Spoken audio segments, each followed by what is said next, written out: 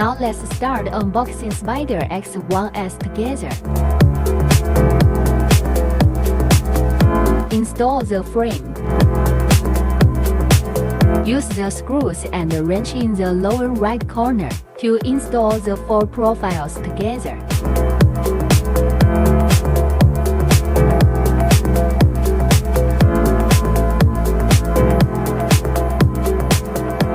Use a wrench to install the lower right screw and acrylic plate onto the profile.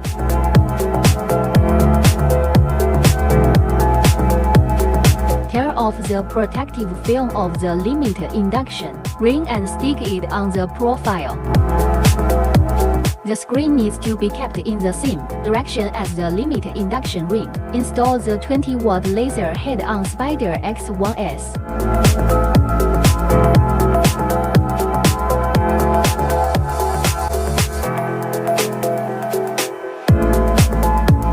Use the air pump air tube to connect Air Assist Pro and Spider X1S. Use the air pump power cord to connect Air Assist Pro and Spider X1S.